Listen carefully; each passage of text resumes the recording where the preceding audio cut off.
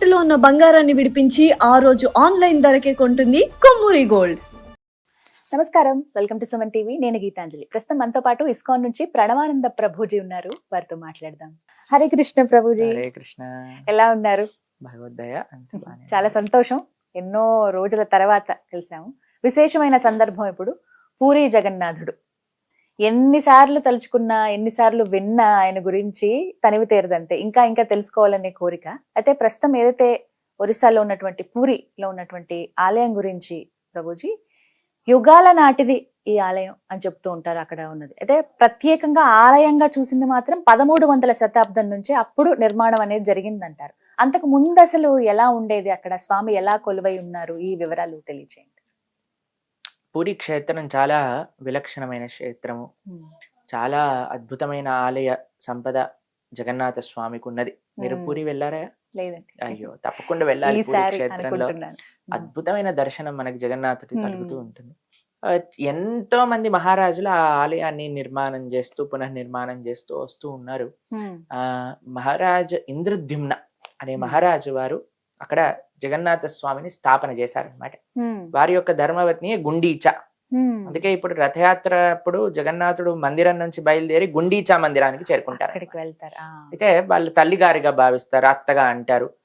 మథుర, ఈ కురుక్షేత్రం నుంచి బృందావనం వరకు జరిగే యాత్ర కూడా అంటారనమాట. ఈ జగన్నాథ రథాన్ని గుండీచా మందిరానికి తీసుకెళ్లటం. అయితే చాలా విశేషం ఏంటి అంటే, ఇంద్రద్యుమ్న మహారాజు గారికి జగన్నాథుడిని కృష్ణ దర్శనం చేసుకోవాలని చాలా కోరికగా ఉండేది. అప్పుడు ఏమైందంటే, అక్కడ నీలాచలం ఇప్పుడు ఉండే ప్రదేశాన్ని, ఇప్పుడు పూరి అంటున్నాం కదా, ఇంతకు ముందు నీలాచలం అనేవాళ్ళు అనమాట. నీలాచల నివాసాయ నిత్యాయ పరమాత్మనే అని వస్తుంది శ్లోకం.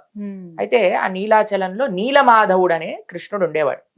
ఆయన దర్శనం చేసుకోవాలని చాలా కోరిక. ఎవరికి? మన ఇంద్రద్యుమ్న మహారాజు గారికి. ఈయన అవంతి దేశం అంటే ఉజ్జయినిలో ఉండేవారు అనమాట. అయితే ఇక్కడ నుంచి ఒక మినిస్టర్ ని పంపిస్తారు. అయ్యా విద్యాపతి ఆయన పేరు, మీరు వెళ్ళి ఆ నీలమాధవుని దర్శనం చేసుకొని ఆయన ఎక్కడున్నాడో చెప్తే మేమందరం వచ్చి దర్శనం చేసుకుంటామని. అయితే అక్కడ ఒక ట్రైబల్ పీపుల్ కృష్ణుడిని వర్షిప్ చేస్తూ ఉండేవారు అనమాట. ఎవరిని రానిచ్చే వాళ్ళు కాదు.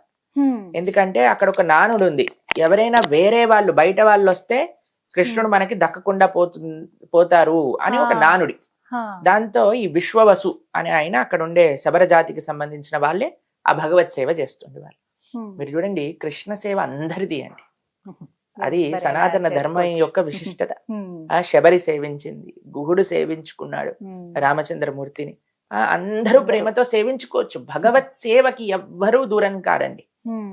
అయితే ఈ వీళ్ళందరూ, ఈ ట్రైబల్స్ అందరూ కృష్ణుని సేవించుకుంటున్నారు. విద్యాపతి వెళ్ళి చాలా ప్రయత్నం చేస్తారు, ఎలా కనుక్కోవాలి ఇవే అంటే ఈయన అస్సలు తీసుకెళ్ళరు అనమాట. చాలా మంచి ఆయన విద్యాపతి, వీళ్ళ కోసం చాలా మంచి పనులు చేస్తాడు. అయినా సరే నిన్ను మాత్రం దర్శనాన్ని తీసుకెళ్ళామంటే. కొన్ని రోజులు ఉన్నాక ఈ విశ్వవసు వాళ్ళ కూతురు లలిత ఆవిడ్ని పెళ్లి చేసుకుంటాడు అనమాట విద్యాపతి. పెళ్లి చేసుకుని, ఇప్పుడు అల్లుడు కదండి, అల్లుడు అడిగితే చెయ్యాలి కదా. మామగారిని అడుగుతారు, అయ్యా ఆ కృష్ణ దర్శనం చేయించండి అన్నంగానే ఏం చేశారు తెలుసా? సరే అల్లుడు కాబట్టి తీసుకెళ్తాను, కానీ ఒక కండిషన్ ఏంటంటే నీకు చూపించాను అని కళ్ళకు గంతులు కట్టేస్తాడు. కళ్ళకు గంతులు కట్టేసి తీసుకెళ్తూ ఉంటారు. అయితే ఈయన తెలివిగా ఏం చేస్తాడంటే, ఒక బ్యాగ్ లో ఒక చిన్న క్లాత్ లో ఆవాలు పెట్టుకొని, ఆవాలు ముడిగట్టి నడుముకి పెట్టుకొని దానికి ఒక చిన్న హోల్ పెడతారు అనమాట. సన్నగా ఆవాలు కిందికి జారుతూ ఉంటాయి. అలా ఆయన మొత్తం వెళ్ళిన దారి మొత్తంలో ఆవాలు పడిపోయాయి. దర్శనం చేసుకున్నాడు. పట్టీలు తీయంగానే నీలమాధవుడు అద్భుతమైన సుందరమైన స్వరూపం. అక్కడ నుంచి ఒక చిన్న పక్షి ఆ నీలమాధవ్ పక్కన ఉండే ఒక కుండ, రోహిణీ కుండమని, అక్కడికి వచ్చి ముట్టుకోగానే తప్పని కిందకి జారిపోయి వైకుంఠమూర్తులు 4 చేతులతో పైకి లేసి వైకుంఠానికి వెళ్ళిపోయింది.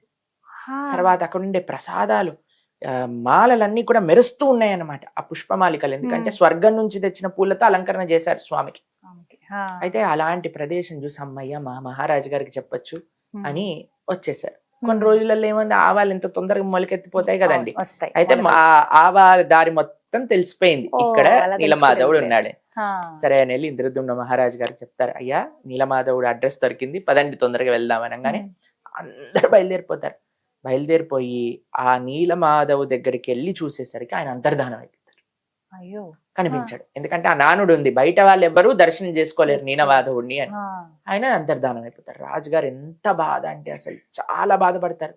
అయ్యో నా వల్ల అపరాధమైందా, నా వల్ల భగవంతుడు మాయమైపోయాడా అంటే అప్పుడు భగవంతుడు ఆయన కల్లో కనిపించి, అయ్యా నీ వల్ల కాదు, నేను బ్రహ్మగారి యొక్క 50 సంవత్సరాలు నీలమాధవుడుగా, బ్రహ్మగారి నెక్స్ట్ 50 సంవత్సరాలు నేను జగన్నాథుడుగా దర్శనం ఇవ్వాలనుకుంటున్నాను. కాబట్టి ఈ రోజు రాత్రి ఒక పెద్ద పెద్ద చెక్క ముక్కలు 3 సముద్రానికి నుంచి వస్తాయి. ఆ 3టిని తీసుకోండి, స్వామి యొక్క మూర్తులను తయారు చేయండి, వాటిని స్థాపన చేయండి అని చెప్తారు ఇంద్రద్యుమ్న మహారాజు గారు. సరే అని చూసేసరికి విశ్వవసు సాయంకాలం పూట వెళ్ళేసరికి అక్కడ 3 ఉంటాయి, వాటిని తీసుకొస్తారు.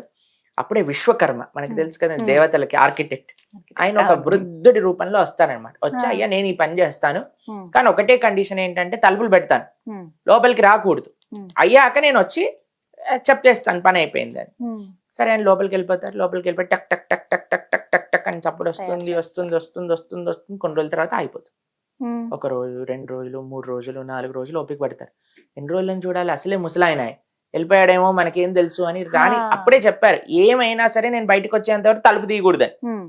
ఈ రాణికి ఓపిక పట్టలేదు, ఏం జరుగుతుంది కదా అని వెళ్ళి తలుపు తీసేశారు. తలుపులు తీసేసరికి లోపల ఉన్న ఆయన మాయమైపోయాడు. మూర్తులు అలానే సగం సగం చెక్కిన మూర్తులు ఉండిపోయాయి. ఇప్పుడు ఎలా అయితే మీరు చూస్తారు, పాదాలు లేవు ఆయనకి, చేతులు కూడా ఇలా ఉంటాయి అంతే, దానికి చేతులు ఏమి ఇలా మనకి చేతులు కనిపిస్తున్నట్టు కనిపించదు. కాబట్టి అలా సగం నడుం వరకే ఉన్నట్టు ఉంటుంది, కింద ఏమి ఉండదు. అలా అయిపోయేశారు అనమాట మూర్తులు. ఇప్పుడు చాలా బాధ. ఫస్ట్ టైం ఏమో మాయమైపోయారు, సెకండ్ టైం సగంగా అయిపోయింది. ఇప్పుడేంట్రా దేవుడా అని అంటే మళ్ళీ ప్రార్థన చేస్తే స్వామి చెప్పారు, అయ్యా నేను ఇదే రూపంలో దర్శనం ఇవ్వాలనుకుంటున్నాను, కాబట్టి ఇలానే స్థాపన చెయ్యి అని అన్నారండి. అయితే జగన్నాథ స్వామిని ఆ రూపంలో ఎందుకు వచ్చారనేది కూడా ఒక రహస్యం.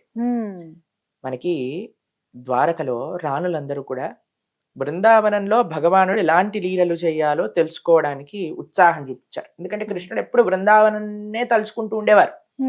యశోద, నంద, గోప, గోపి వీళ్ళ గురించి అంటూ ఉంటే ఎవరబ్బా వీళ్ళందరూ, అసలు వీడికి వాళ్ళకి ఏం సంబంధం అంటే రోహిణీదేవి చెప్పిందనమాట, నేను చెప్తాను కానీ ఒకటే ఏంటంటే బయట ఎవరో కాపలాగా ఉండండి, ఎందుకంటే కృష్ణుడు కానీ విన్నాడు అనుకోండి బృందావనానికి వెళ్ళిపోతాడు మీ అందరిని వదిలేసి, కాబట్టి సుభద్రని కాపలా పెడతారు.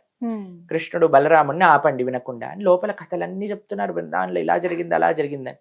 అంత లోపల సుభద్రాదేవి ఆనందంతో ఎప్పుడైనా ఆశ్చర్యంతో మన నేత్రాలు పెద్దగా అయిపోతాయి కదండి, అలా సుభద్ర పెద్దగా అయిపోయింది, నేత్రాలన్నీ పెద్దగా అయిపోయాయి, శరీరంలో ఉండే అవయవాలన్నీ లోపలికి వెళ్ళిపోయాయి ఆనందంతో. అది మహాభావ స్థితి అంటారు, మహానందం. అలా అయిపోయేసరికి కృష్ణుడు బలరాములు చూస్తున్నారు, అదేంటి సుభద్ర ఇలా అయిపోయింది, ఏమవుతుంది అక్కడ అని వెళ్ళి వీళ్ళు కూడా ఏంటంటున్నారు అనమాట. వీళ్ళు కూడా ఉంటుంటే వీళ్ళ నేత్రాలు కూడా పెద్దగా అయిపోయి శరీరంలో ఉండే అంగాలన్నీ కూడా లోపలికి వెళ్ళిపోయాయి. అప్పుడు ఆ స్వరూపాన్ని చూసి నారదుడు అన్నాడు, అయ్యా నీ యొక్క లీలలు నువ్వే ఇంటే ఇంత ఆనందపడతావా, కాబట్టి ఈ స్వరూపాన్ని కలియుగంలో ఉండే వాళ్ళందరికీ చూపించాలి, నువ్వు ఇలానే ఉండు జగన్నాథుడిగా అని ఆయన కోరుకునేసరికి భగవానుడు అన్నాడు, సుభద్ర బలరాముడితో నేను దర్శనం ఇస్తాను.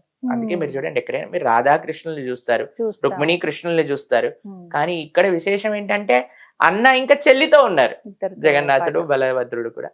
కాబట్టి అలా నారదుడి యొక్క కోరిక మేరకు స్వామి బ్రహ్మగారి యొక్క నెక్స్ట్ 50 సంవత్సరాలు జగన్నాథుడిగా నీలాచలంలో పూరీ క్షేత్రంలో దర్శనమిస్తుంది.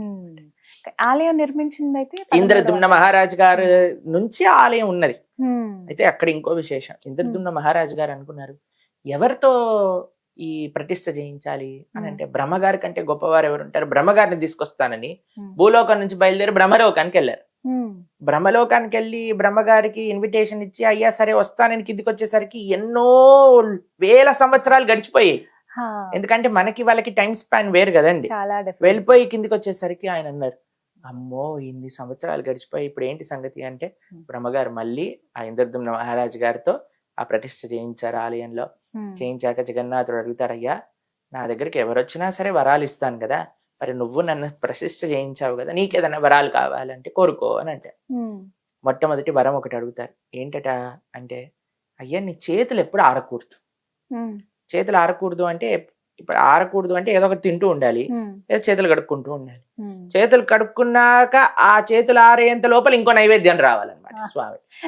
మళ్ళీ చేతులు కడిగిచ్చాక చేతులు ఆరిపోయే లోపల ఇంకో నైవేద్యం రావాలి. ఇంకోటి. అందుకోసం జగన్నాథపురిలో ప్రొద్దు నుంచి రాత్రి దాకా విశేషమైన నైవేద్యం వస్తూనే ఉంటాయి. ఉమ్, రెండవ కోరిక ఏమన్నారంటే ఉమ్, నీ దర్శనం ఎప్పుడు భక్తులకు అవుతూనే ఉండాలి. ఉమ్. అందుకే మీరు చూడండి, స్వామి లోపల ఆలయంలో ఎప్పుడైనా అలంకరణ జరుగుతుంది అనుకోండి, ఉమ్. దర్శనం మూసేస్తాం. ఉమ్. అలంకరణ మూసేశాక సమయంలో. దర్శనం ఆ అలంకరణ అయిపోయాక తీసేస్తాం. అవును. కానీ జగన్నాథపురిలో అలా కాదండి, భక్తులు వెళ్తూనే ఉంటారు, స్వామి అలంకరణ తీసేస్తారు, భక్తుల ముందే స్వామికి అలంకరణ చేస్తారు. ఆహా. ఎందుకంటే ఆయనకి ఎప్పుడు దర్శనమే అనమాట. నిత్యం. మనం మీరు సాయంత్రం ఇప్పుడు బడా శృంగార్ అంటారనమాట, చూస్తుంటే మన ముందే జగన్నాథుడు బట్టలన్నీ తీసేస్తారనమాట. తర్వాత మళ్ళీ బట్టలన్నీ వేసేసి నగలన్నీ పెట్టి పూలమాలన్నీ వేసి చాలా బాగుంటుంది, ఉమ్. అలా దర్శనం చేయిస్తారు. మూడవది ఏమన్నాడు తెలుసా, నాకు అసలు పిల్లలు ఉండకూడదు అని. అందరు పిల్లలు కావాలి అని అడుగుతారు, ఈయన పిల్లలు ఉండకూడదు అంటారు. ఎందుకంటే మా పిల్లలు, వాళ్ళ పిల్లలు, వీళ్ళ పిల్లలు, ఇది మా తండ్రి కట్టించింది, మా తాత కట్టించింది, మా వాళ్ళది గుడి అని పెత్తనం చెలాయిస్తారు, కాబట్టి నాకు పిల్లలు వద్దయ్యా అని నిస్వార్థ భావం. భక్తులకి భగవంతుడికి మాత్రమే సేవ చేయాలి అని ఇంద్రద్యుమ్న మహారాజు గారు ఆ గురి కట్టించారు. కాబట్టి చాలా ప్రేమ ఉండాలండి. ఇప్పుడు ప్రేమ ఉన్న వాడికే తెలుస్తుంది. మనము మీరు మా ఆశ్రమానికి వచ్చినప్పుడు మనం ఒక వీడియో చేసాం, బృందావన్ బిహారీ టెంపుల్ లో ఆ స్వామికి ఎలా అలంకరణ చేస్తారు, స్వామికి ఎలా నైవేద్యం పెడతారు, స్వామికి ఎలా ఏసి స్వామిని పెడతారు అంటే కొంతమంది ఆ వీడియో క్లిప్పింగ్స్ ని తీసి, మీరు చూసారా ఆ వీడియోస్, ఆ వీడియో క్లిప్పింగ్స్ ని తీసి చూసారా వీళ్ళు రాళ్ళకి ఏసీలు పెడతారట, రాళ్ళకి పడుకోబెడతారట, రాళ్ళకి గుడి కడతారట, రాళ్ళకి బట్టలు మారుస్తారు కదా అని చేశారు కొంతమంది. ఇప్పుడు చూడండి, పచ్చకామర్లు ఉన్నవాడికి ప్రపంచం అంతా పచ్చగా కనిపిస్తుంది అంతే. భక్తి లేని వాడికి భగవంతుడు సాక్షాత్తుగా వచ్చిన బండరాయి కిందనే వస్తుంది. కానీ ఎలాంటి హృదయం భక్తి ఉన్నవాడికి కదండి. ఇప్పుడు చూడండి, ఒక దేశ జెండా మీరు చూసారనుకోండి, మీకు ఏమనిపిస్తుందండి? దేశభక్తి వస్తుందా వెంటనే మనకి? ఇప్పుడు అక్కడ జెండా పడిపోయింది అనుకోండి, ఏం చేస్తారు మీరు? వెంటనే తీసి కళ్ళకద్దుకొని లోపల పెట్టుకుంటారా? ఎందుకంటే అది ప్రతిబింబిస్తుంది, మన దేశాన్ని మొత్తం జెండాలో ప్రతిబింబిస్తుంది. అవునా కదా? మీరు ఒక వీడియో చూసుంటారు, ఒక దగ్గర ఒక సమిట్ జరుగుతుంటే వాళ్ళు ఏ ప్రైమ్ మినిస్టర్ ఎక్కడ నించోవాలి అని మార్కింగ్ కి ఫ్లాగ్స్ పెట్టారనమాట. మీరు చూసారా? నరేంద్ర మోదీ గారు ఇలా నడుచుకుంటూ వెళ్తారు, దేశ జెండా చూడంగానే వెంటనే తీసి ఇలా జేబులో పెట్టుకుంటారు. దాన్ని చూసి పక్కన ఆయన కూడా కంగారు పడి, ఆయన పాపం లావుగా ఉన్నారు, వంగలేకపోతే ఇలా వంగి తీసారి లోపల పెట్టుకున్నారండి. ఎందుకంటే ఆ దేశ జెండా దేశాన్ని ప్రతిబింబిస్తుంది, ఆ భావన మనకు కలుగుతుంది. ఇప్పుడు చూడండి, మీ దగ్గర మీ అబ్బాయి ఫోటో ఉందనుకోండి, ఎప్పుడైనా మీరు మిస్ అవుతున్నారు అనుకోండి, ఫోటో చూస్తారు కదా, అంతే స్క్రీన్ సేవర్ లో పెట్టుకుంటారు, లోపల వాట్సాప్ దాంట్లో పెట్టుకుంటారా లేదా? ఆ ఫోటో చూస్తే మనకి స్వామి గుర్తొస్తాడు. మనం ఏ వ్యక్తిని అయితే ప్రేమిస్తున్నా ఆ వ్యక్తి గుర్తొస్తాడు. విగ్రహం కేవలం అలాంటిది కాదండి, విగ్రహం సాక్షాత్తుగా భగవంతుడే. ఎందుకంటే ఆ స్వామి యొక్క రూపాన్ని అందులోకి ఆవాహన చేస్తాం, ప్రాణ ప్రతిష్ఠ చేస్తాం. ఇది కేవలం భక్తి ఉన్నవాడికే భగవంతుడు ఆ విధంగా గోచరిస్తాడు. భక్తి లేని బండరాయి మనసు ఉన్నవాడికి బండరాయి కనిపిస్తాడు కదా.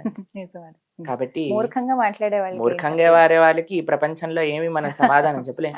కాబట్టి భక్తి భావనతో భగవంతుడిని చూడటం నేర్పించింది సనాతన ధర్మం. దేశం పట్ల, తల్లిదండ్రుల పట్ల, భగవంతుడి పట్ల ఈ యొక్క మేము ఇటీవలే పాశ్చాత్య దేశాలకు వెళ్ళేసి వచ్చాము. అక్కడ చూసాం మేము అసలు ఎన్ని ప్రదేశాలలో అసలు ఎలాంటి ఆధ్యాత్మికత పేరుతో, వాళ్ళ రిలీజియన్ పేరుతో ఎన్ని అరాచకాలు చేశారు. వాళ్ళని అంటూ ఉంటారు, అక్కడికి వెళ్ళి చూస్తే మీరైతే ఆశ్చర్యపోతారు అసలు ఎలాంటి అరాచకాలు చేశారు ఈ ఎవరైతే శాంతి మతాలని చెప్పుకుంటూ తిరుగుతూ ఉన్నారు వాళ్ళు. కాబట్టి మనకొచ్చి పాఠాలు చెప్తారు, ఫస్ట్ వాళ్ళ చరిత్రలను వాళ్ళు పరిశీలన చేసుకోవాలి ఏం చేశారు అని. కాబట్టి భగవంతుడికి భక్తియే, భగవంతుడిని ప్రేమించటమే సనాతన ధర్మము, ఇంకా ఏది కాదు. అదే మన ఇంద్రద్యుమ్న మహారాజు గారి యొక్క జీవితంలో కూడా చూసుకోవాలి. అలాగే పూరి క్షేత్రం గురించి మాట్లాడేటప్పుడు ప్రభుజీ, గోపురం అసలు ఆలయ నిర్మాణమే చాలా విశేషం అంటారు, అతి పెద్ద ఆలయం. దాంతో పాటుగా గోపురం గురించి మాట్లాడతారు, ఎందుకంటే ప్రతిరోజు ఆ జెండాని మార్చే విధానం కావచ్చు, ఏదో సాహసోపేతం అయినా సరే ఖచ్చితంగా అది మారుస్తారు. అలాగే పైన 1000 కేజీలతో ఉండేటువంటి ఆ చక్రం గాని అది స్వయంగా స్వామివారే అందించారని, అలాగే దాంతో పాటుగా అక్కడ ఇంకా ఎన్నో విశేషాలు, చప్పన్ భోగ్ ఖచ్చితంగా స్వామివారికి 56 రకాల నైవేద్యాలు పెడుతూ ఉంటారు. దాంతో పాటుగా చూసుకుంటే ఇంకా విశేషం రథయాత్ర. ఈ వివరాలు మీ ద్వారా వినాలనుకుంటున్నాం. ఒకటి మీరు నీలి చక్రం గురించి చెప్పారు. ఆ చక్రాన్ని నీలి చక్రం అంటారు. నీలి చక్రం. బ్లూ కలర్ లో ఉంటుంది అనమాట Hmm. యాక్చువల్ గా. అయితే ఒక కథ ఉంది దానికి, ఎలా ఆ చక్రం వచ్చింది అని. ఉమ్. స్వామి చేతిలో చక్రం ఉంటుంది తెలుసు కదా, Hmm. సుదర్శనం సుదర్శన అని అంటారు. చక్రం. ఉమ్. సుదర్శన చక్రానికి ఒకసారి అనిపించిందట, నాకంటే గొప్ప భక్తుడు ఎవరున్నాడు, ఎప్పుడు స్వామి చేతిలోనే ఉంటాను అని అనుకున్నాడు ఆ, సుదర్శనుడు. లీల కోసం అండి. ఆ, అయితే భగవంతుడు పసిగట్టేశాడు. ఇప్పుడు చూడండి, మన లోపల ఎలాంటి భావనలు ఉన్నాయని భగవంతుడికి తెలియదా చెప్పండి. ఖచ్చితంగా ఇంకో తెలుస్తాయి విషయం ఆయనకి. చెప్తాను. ఒకసారి ఒక పిల్లవాడు ఇలా కూర్చున్నాడు చైర్ పైన, ఇలా ఏదో పడుకున్నట్టు చేసి టామ్మని కింద పడిపోయాడు. ఉమ్. పడిపోగానే అని ఏడవటం ప్రారంభమైన వాళ్ళ అమ్మకి, నాన్న గులాబ్ జామున్ పెడతాను, ఇప్పుడు నీ ఫేవరెట్ స్వీట్ చేసుకొని వస్తాను, ఏడవక ఆపు నాన్న అంటే ఆపేసి, వెంటనే వాళ్ళ అమ్మ పరిగెత్తుకుంటూ గులాబ్ జామున్ తీసుకొచ్చి 4-5 గులాబ్ జాములు తినిపించగానే ప్రశాంతం అయిపోయాడు. పిల్లవాడు అనుకున్నాడు, అమ్మయ్య నేను ఏడుస్తే గులాబ్ జాములు వస్తాయి అని. వాళ్ళ అమ్మ వెళ్ళంగానే మళ్ళీ టంగ్ అని కింద పడిపోయి వాడంతటి వాడే అని ఏడవటం ప్రారంభం చేశాడు. వాళ్ళ అమ్మ వస్తుందా మళ్ళీ బయటికి? రాదు. వస్తుందా అండి? వాళ్ళ అమ్మకి తెలుసు ఏది నిజమో ఏది అబద్ధం. ఉమ్. చూడండి, ఒక తల్లికి తెలిసినప్పుడు అందరినీ సృష్టించిన వాడు పరమాత్మ, వాడికి ఎందుకు తెలియదండి? తెలుసు. మనం ఏ భావంతో వస్తున్నాం, మనలే ఆయన గుడికి ఎందుకు వస్తున్నామో ఆయనకు తెలుసు, పూజ ఎందుకు చేస్తున్నాం ఆయనకు తెలుసు. ఏదో కావాలి నా దగ్గర నుంచి, ఏ ఏదో మనసుతో పోవాలి, ఉన్నావో. ఏదో రావాలి, ఈ రెండిటి కోసమే పూజ చేస్తే ప్రేమ అంటారా దాన్ని అండి? ఉమ్. ఉమ్. అయ్యా మీరు నన్ను ఎందుకు ప్రేమిస్తున్నావు బాబు అంటే, నీ లోపల నీ ఆస్తి కోసం అని చెప్పామనుకోండి ఎలా ఉంటుంది, అలానే భగవంతుడికి కూడా ఉంటుంది.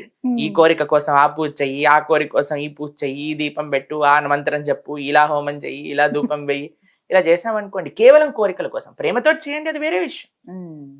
ప్రేమ వేరు, కోరిక కోసమే చేయటం వేరండి. ఖచ్చితంగా వేరు. ఎందుకంటే కర్మ నుంచి మనం తప్పించుకోలేమండి. ఉమ్. ఏమనుకుంటున్నారు మీరు? పూజ చేసి బొట్టు పెట్టి దీపం పెట్టేస్తే కర్మ పోతుంది అంటారా? పోతుంది, కానీ ఆ తప్పు చేసే కర్మ ప్రవృత్తి పోదు. ఆ, అది ఎప్పుడు పోతుంది? ఎప్పుడైతే మనం ధర్మం ఏంటో అధర్మం ఏంటో తెలుసుకుంటాం. ఉమ్. అది ముఖ్యం మనకి. ఉమ్. ఈ ఆధ్యాత్మిక కార్యక్రమాలు, ఈ పూజా పునస్కారాలు చేస్తూనే మనకి భగవంతుడు ఏంటి, ధర్మం అంటే ఏంటి వినాలి. ఉమ్. అది ఎక్కడ చెప్పున్నది? మంచిగా భగవద్గీతలో చెప్పున్నది. ఉమ్. అందుకే మనము భగవద్గీత ఒక కోర్స్ చేస్తున్న. ఉమ్. 7 జూలై ఓ. ద్వాదశి, తొలి ఏకాదశి మరుసటి రోజు నుంచి ఉమ్. సాయంకాలం పూట 7:30 నుంచి కేవలం 1:30 సేపు మాత్రమే, 18 రోజులు. ఉమ్. పిల్లలు, పెద్దలు, యువతి, యువకులు ఓ. అందరూ కూడా చక్కగా 18 రోజులు వింటే మొత్తం భగవద్గీత అర్థమైపోతుంది. ఆ. అలా మనం ప్రణవానంద దాస్ ఛానల్లో ఉమ్. మనం లైవ్ లో పెడతాం అనమాట. అందరూ వీక్షించవచ్చు ఈ కార్యక్రమాన్ని. అయితే తప్పకుండా. ఎందుకు చెప్తున్నాం అంటే, ఉమ్. ఇలా ధర్మం ఏంటి, అధర్మం ఏంటి, మంచి ఏంటి, చెడేంటి, మనం ఏం చేయాలి, చేయకూడదు అని తెలుసుకున్నప్పుడే కదండి మనం బాగుండగలుగుతాం. అవును. కాబట్టి ఆ కర్మ చేసే ఆ దానికి ఫుల్ స్టాప్ అయిపోతుంది. సరే, భగవంతుడు తెలుసుకున్నాడు. అమ్మో, సుదర్శనుడికి కొద్ది గర్వం వచ్చింది. ఉమ్. వెంటనే భగవంతుడు అన్నాడు, నా పరమ ప్రియ భక్తుడు ఉమ్. ఒక ఆయన తపస్సు చేస్తున్నాడు ఒడ్డున, ఉమ్. ఈ సముద్రపు ఒడ్డున, ఉమ్. ఆయనను తీసుకొని రండి. సుదర్శనుడు అనుకున్నాడు, పరమ ప్రియ భక్తుడా, అంత. నాకంటే గొప్ప భక్తుడా, ఎవడు వాడు అని వెళ్ళి చూసేసరికి అక్కడ హా. హనుమున్నాడు, తపస్సు చేస్తున్నాడు. సరే అని సుదర్శనుడు చెప్పాడు, స్వామి పిలుస్తున్నాడు రా. అయ్యో, స్వామి నన్ను పిలుస్తున్నాడు, తప్పకుండా వస్తాను నేను అని హనుమ వస్తున్నాడు. సుదర్శనుడు అనుకున్నాడు, ఎలాగైనా సరే నన్ను గుళ్ళోకి రానివ్వకుండా చేస్తా ఉమ్. అని 4 స్వరూపాలతో, 4 ద్వారాలు ఉంటాయి పూరిలో. ఉమ్. ఆ 4 ద్వారాల పట్ల మహాజ్వాలను విరజల్లుతూ సుదర్శనుడు తిరుగుతున్నాడు అనమాట. హా. హనుమ ఇటు నుంచి రావాలని చూశాడు సుదర్శనుడు, ముందు నుంచి రావాలని చూశాడు సుదర్శనుడు, ఇటు పక్క నుంచి సుదర్శనుడు, వెనకాల నుంచి రావాలనుకున్నాడు సుదర్శనుడు. స్వామి ఏమో జగన్నాథుడు వెయిట్ చేస్తున్నాడు, హనుమ ప్రయత్నిస్తున్నాడు, రాలేకపోతున్నాడు. ఉమ్. సుదర్శనుడు అంటున్నాడు అన్నమాట, చూసావా నీ పరమ భక్తుడు అన్నావు, చెప్పాక కూడా రావట్లేదు నీ గుళ్ళోకి, ఏం భక్తుడు అయ్యా ఆయన అని అన్నాడు అనమాట స్వామితో. ఉమ్. అయితే ఏమనట్లేదు, జగన్నాథుడు నవ్వుతూ చూస్తున్నాడు, హనుమ కూడా చూస్తున్నాడు, ఎంతసేపు చేస్తాడు.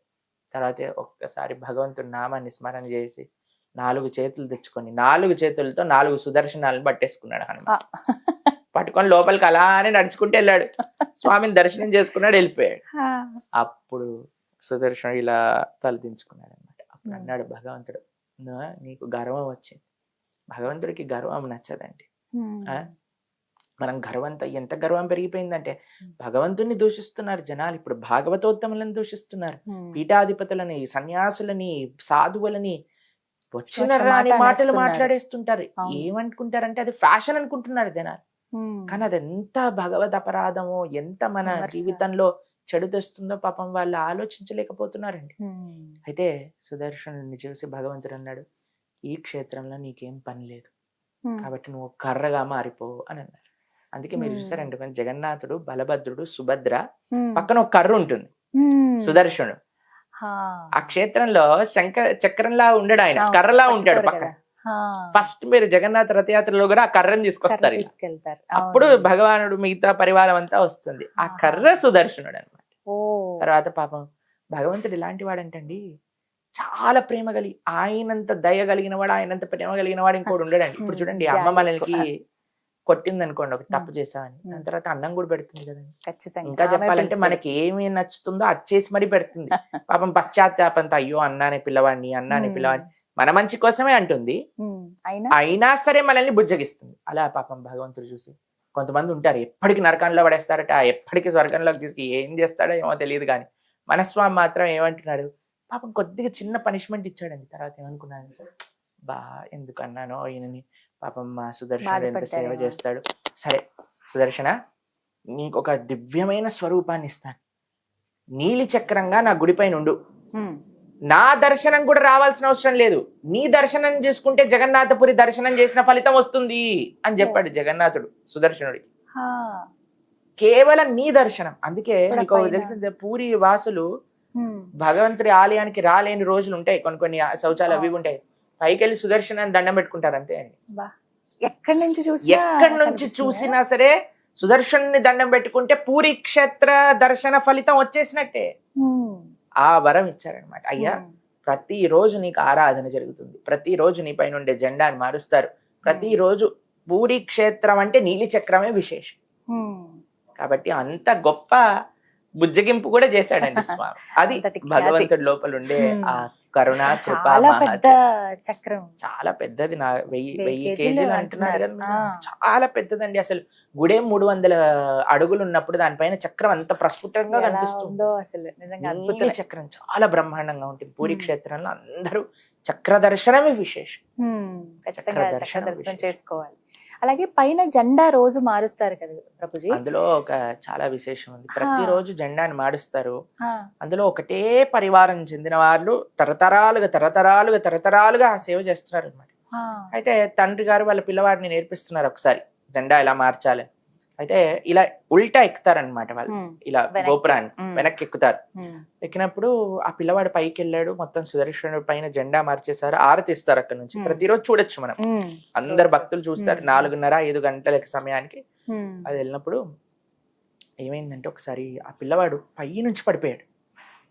300 అడుగులు సుమారుగా అనుకోండి, అక్కడ నుంచి పిల్లవాడు పడిపోయేసరికి అందరు ఆశ్చర్యం, అందరు చూస్తుంటారు కదండి, అందరూ జగన్నాథ్ జయ జగన్నాథ్ అని ప్రార్థన చేస్తుంటే ఎక్కడి నుంచి వచ్చిందో ఏమో తెలియదు కానీ ఒక పెద్ద కోతి వచ్చి ఆ పిల్లవాడిని అలా అని చేతిలో పట్టుకొని ఆపేసి ఆ పిల్లవాడిని దింపేసి ఆ కోతి వెళ్ళిపోయింది అక్కడ నుంచి. ఎన్నో సంవత్సరాలు కాదు, కొన్ని సంవత్సరాల ముందే. దాని సాక్షులు కూడా ఉన్నారు ఇక్కడ జగన్నాథ్పూర్లో. ఇంకా కాబట్టి ఆ పిల్లవాడు కూడా ఉన్నాడు, ఎవరిని కాపాడబడ్డాడు, ఆయన ఇంకా సేవ చేస్తున్నాడు ఆ సేవ.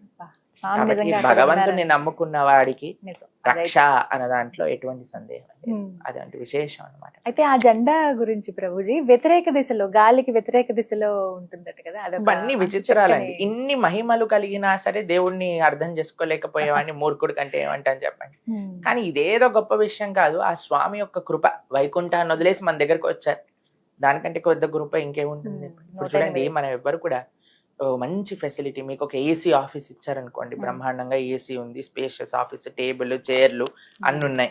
తర్వాత మీకు కొన్ని రోజుల తర్వాత చెప్పారనుకోండి, ఇప్పుడు కొద్దిగా అంత బడ్జెట్ లేదు, ఓ గుడిసెలో ఉండండి అన్నారనుకోండి, ఏమంటారు మీరు? వేరే ఆఫీస్ చూసుకుంటామండి, మేము గుడిసెలో ఉండమంటే. ఎందుకంటే మంచి ఫెసిలిటీని వదిలేసి మనం చెడు ఫెసిలిటీకి వెళ్ళాలనుకోం కదండి. వైకుంఠంలో వదిలేసి భగవంతుడు ఈ లోకంలోకి వచ్చాడంటేనే ఎంత విశేషం చెప్పండి. వైకుంఠంలో ఎలాంటి సేవలు చేస్తారంటే తెలుసా అండి, వైకుంఠంలో దుమ్ము లేదు, పొల్యూషన్ లేదండి, కానీ లక్ష్మీదేవి ఎప్పుడు తుడుస్తూనే ఉంటుందట. ఎందుకంటే మా స్వామి వచ్చినప్పుడు అంత చకాచక్క ఉండాలని, దుమ్ము లేని ప్రదేశంలో కూడా తుడుస్తూనే ఉంటుందట ఆవిడ. అంటే ఎంత ప్రేమగా చూసుకుంటారో భగవంతుని ఆలోచన చేయండి. శ్రీమతి రాధారాణి గోలోక బృందావనంలో ఇప్పటి వరకు ఒక్క ఐటెం కూడా రిపీట్ చేయకుండా వండుతుందట అండి కృష్ణుడికి ప్రతిరోజు. అలాంటి రోజుకి ఒకటే ఐటెం కాదు, రోజుకి 108, రోజుకి చెప్పని భోగు, కానీ ఇప్పటి వరకు ఒకటి కూడా రిపీట్ అవ్వలేదటండి స్వామి. ఎంత ప్రేమగా చూసుకుంటారు. ఆ లోకాన్ని వదిలేసి ఇలాంటి జనాలు, భగవంతుడిని దూషించే వాళ్ళు, భగవంతుడి గురించి చెడు మాట్లాడే వాళ్ళు, అలాంటి భగవంతుడిని కేవలం కోరికల కోసమే వాడు వెనకాల పడేవాళ్ళు, అలాంటి జనాలు ఉన్న ఈ ప్రదేశం కూడా వచ్చి మనల్ని కాపాడాలని చూస్తున్న వాడికి ఎంత ప్రేమ చెప్పండి. కాబట్టి ఆ జెండా గొప్పదా, అటువైపు గొప్పదా అంటే అవన్నీ తర్వాత, కానీ ఆ స్వామి వచ్చాడు మన కోసం, దానికంటే గొప్ప అద్భుతం ఏముందని. కాబట్టి ప్రేమతో భగవంతుని ఆరాధన చేయాలి. ఈ ప్రేమించటం భగవంతుడికి భక్తి అనేది నేర్పిస్తుంది భాగవతం, భగవద్గీత. అందుకు సనాతన ధర్మంలో ఉండే వాళ్ళందరూ ముఖ్యంగా మన కేంద్రం ఏంటంటే భగవద్గీత, భాగవతాన్ని అర్థం చేసుకోవటం, భగవంతుడి పట్ల ప్రేమను పెంచడం. అది నిజమైన ధర్మం. సవై పుంసాం పరో ధర్మో యతో భక్తిర్ అదోక్షజే. అన్నిటికంటే గొప్ప ధర్మం ఏంటి అంటే భగవంతుని ప్రేమతో ఆరాధన చేయటం. అదొకటే మనం చేయగలిగేది. రథయాత్ర చాలా ప్రత్యేకం కదా ప్రభుజీ. రథయాత్ర చాలా మంది వెళదాం అనుకుంటారు, వెళ్ళలేని వాళ్ళకి ఏదన్నా ఒక ఉపాయం చెప్పండి. చాలా బ్రహ్మాండంగా ఉంది. మన హైదరాబాద్ లో కూడా రథయాత్ర జరుగుతుంది 27వ తారీఖున. ప్రభుపాదుల వారి యొక్క దయ వల్ల ప్రపంచం మొత్తం రథయాత్ర జరుగుతుంది. నిజంగా అసలు మీరు ఏ ప్రపంచంలో ఏ దేశానికి వెళ్ళినా సరే రథయాత్ర జరగకుండా లేదు ఇప్పుడు. అది ప్రభుపాదుల వారి మహత్యం. మీకు ఒక విషయం తెలుసా? ఇస్కాన్ లోకి జగన్నాథ స్వామి ఎలా వచ్చారో తెలుసా అండి మీకు? ప్రభుపాదుల వారు అమెరికాలో ఉన్నారు. వారికి ఒక శిష్యురాలు ఉన్నారు, మాలతీదేవి అని. అయితే ఆవిడ ఒకసారి ఒక ఇండియన్ స్టోర్కి వెళ్ళారనమాట అమెరికాలో. అయితే అక్కడ ఈవిడికి కనిపించారు, ఎవరో నల్లగా ఏదో ఉన్నారు, బొమ్మలా ఉంది, బాగుంది కదా అని ఆవిడ కొని తీసుకొచ్చి ప్రభుపాదుల వారి టేబుల్ మీద పెట్టారనమాట. పెట్టంగానే ప్రభుపాదుల వారు చూడంగానే వెంటనే ఆ ఆసనం పై నుంచి నిల్చొని సాష్టాంగ దండవత్ ప్రణామం చేశారు. ఈవిడికి ఏం అర్థం కాలేదు, ఏంటబ్బా ప్రభుపాదుల వారు ఇలా చేస్తున్నారు ఏంటని అని అంటే ప్రభుపాదుల వారు అన్నారు, ఈయనతో పాటు ఒక బ్లూ ఇంకా వైట్, ఎల్లో ఇంకా వైట్ లో ఇంకెవరైనా ఉన్నారంటే ఇంకా ఇద్దరు ఇలాంటివే బొమ్మలు ఉన్నాయి, వాళ్ళని కూడా పట్టుకోండిరా అన్నారు. మళ్ళీ షాప్ కి వెళ్ళి ఆ రెండు తీసుకొచ్చారనమాట. ప్రభుపాదుల వారు చెప్పారు ఆవిడకి, ఈయన జగన్నాథుడు, బలభద్ర, సుభద్ర, ఆయనంతటా ఆయనే ప్రభుపాదుల వారి దగ్గరికి వెళ్ళారు. అప్పుడు ప్రభుపాదుల వారు అనుకున్నారు, అయ్యో జగన్నాథుడు వచ్చారు మన దగ్గరికి, వీరి కోసం రథయాత్ర చేయాలని మొట్టమొదటి రథయాత్ర ప్రారంభం చేశారు యుఎస్ లో. అప్పుడు శాన్ ఫ్రాన్సిస్కోలో రథయాత్ర, న్యూయార్క్ లో రథయాత్ర, లాస్ ఏంజల్స్ లో రథయాత్ర, లండన్ లో రథయాత్ర, ఆఫ్రికాలో రథయాత్ర, ఆస్ట్రేలియాలో రథయాత్ర, న్యూజిలాండ్ లో రథయాత్ర, రష్యాలో రథయాత్ర. ప్రపంచంలో ఎక్కడికి వెళ్ళినా అప్పటి నుంచి ప్రభుపాదుల వారు జగన్నాథ స్వామి వారి యొక్క వైభవాన్ని అన్ని చోట్ల ప్రచారం చేశారు. ఇంకా ఇబ్బంది లేదు. కాబట్టి మనకి రథయాత్రకి వెళ్ళి సేవించుకోలేని వాళ్ళకి ప్రతి ఊర్లో రథయాత్ర జరుగుతుంది. హైదరాబాద్ లో 27వ తారీఖు ఉంది, మా ఆదిలాబాద్ లో 28వ తారీఖు ఉంది. ఆ జగన్నాథ స్వామి బయలుదేరినప్పటి నుంచి రిటర్న్ వచ్చే ఆ వారం రోజుల పాటు రథయాత్రలన్నీ జరుగుతూనే ఉంటాయి. కాబట్టి చక్కగా సేవించుకోండి. టీవీ మాధ్యమంలో అయితే అందరు సేవించుకుంటున్నారు స్వామి యొక్క వైభవ్యమైన. ఇంకా అవకాశం ఉందంటే పూరికి వెళ్ళొచ్చు. మనం ఏం చేయాల్సిన అవసరం లేదు, నించుంటే చాలు మనల్ని తీసుకెళ్లిపోతారు అక్కడ. కాబట్టి కొద్దిగా నగలు అవన్నీ జాగ్రత్తగా లక్షల్లో ఉంటారు. లక్షలు అంటే మనకి అసలు గణనం తెలియదండి. దేవతలందరూ కూడా వచ్చేస్తారు ఆ రోజు. కాబట్టి ఎంతమంది వస్తారు, ఎలా వస్తారు, అసలు ప్రొద్దున పూట వస్తారు, రాత్రి ఖాళీ అయిపోతుంది పూరి. అదే అర్థం కాదు, రథయాత్ర కోసం వచ్చేస్తారు. ఎందుకంటే అది చాలా మహోన్నతమైన ఇది, చాలా అద్భుతమైన ప్రారంభం ఎంత బాగుంటుందో ముగింపు కూడా అంతే చక్కగా బ్రహ్మాండం. అసలు టీవీలో చూస్తేనే, ఆ జగన్నాథుడిని చూస్తేనే అసలు ఎంత ఆనందం కలుగుతుందంటే, అసలు రూపం ఎలాంటి రూపం అసలు స్వామిది, ఆ నవ్వు, ఆ నేత్రాల, స్వామి వైభవం చాలా అద్భుతం. చక్కగా వివరించారు. హరే కృష్ణ. హరే కృష్ణ.